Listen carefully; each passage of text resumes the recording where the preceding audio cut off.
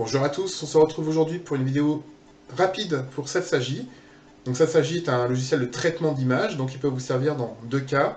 Soit dans le cas de l'effet Doppler, donc avec l'utilisation de spectres d'étoiles, ou soit pour mesurer des petites distances dans le cas du phénomène de diffraction ou d'interférence. Donc là, ce qui nous intéresse dans cette petite démonstration, ce petit tuto, c'est de mesurer l'interfrange entre deux franchons, en fait cette distance-là. Donc en fait, vous pourrez l'avoir au millimètre près, et avec ce logiciel, vous allez l'avoir au dixième du millimètre près, ce qui va nous faire gagner un chiffre significatif, et donc forcément beaucoup plus de précision.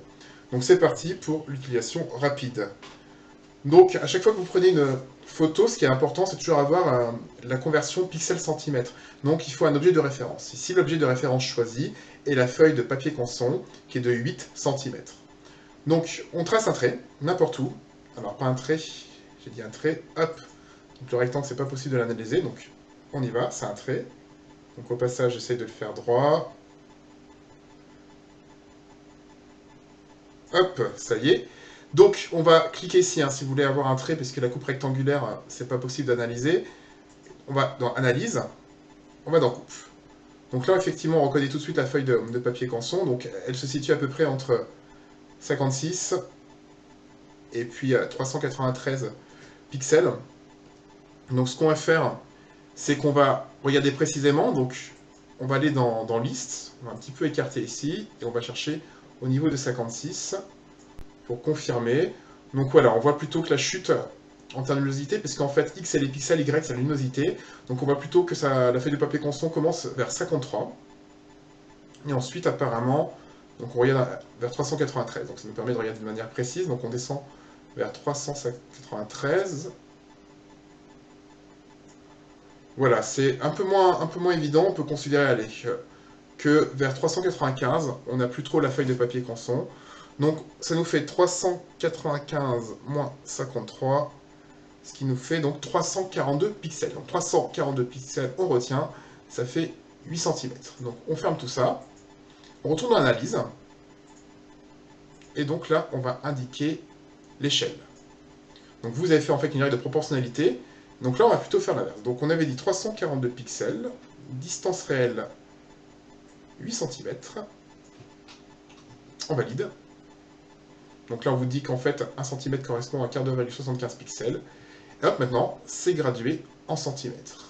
Donc maintenant, deuxième opération, on va tracer une petite droite au niveau du phénomène d'interférence.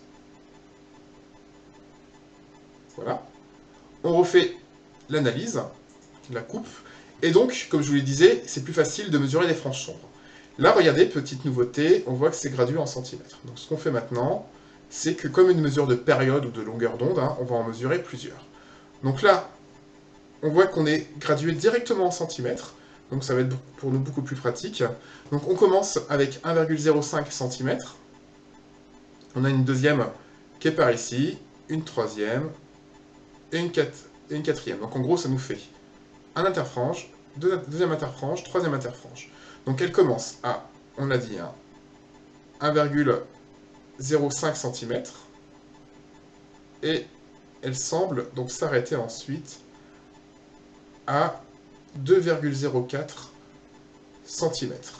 Donc 1,05 cm et 2,04 cm, ça nous fait 0,99 cm. On divise par 3, qui est donc en gros tout simplement le nombre d'interfranges qu'on observe. En fait, vous observez, il faut se faire avoir 4 minima, et donc ce qui nous fait 1, 2, 3 interfranges.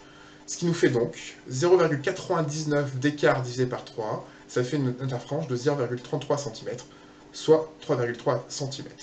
Voilà, ça prend pas beaucoup de temps finalement une fois qu'on connaît l'astuce. Donc il reste ça à faire avec les deux autres photos que je vous ai données pour avoir la valeur de l'interfrange en fonction de la distance entre les deux fentes. Voilà, merci.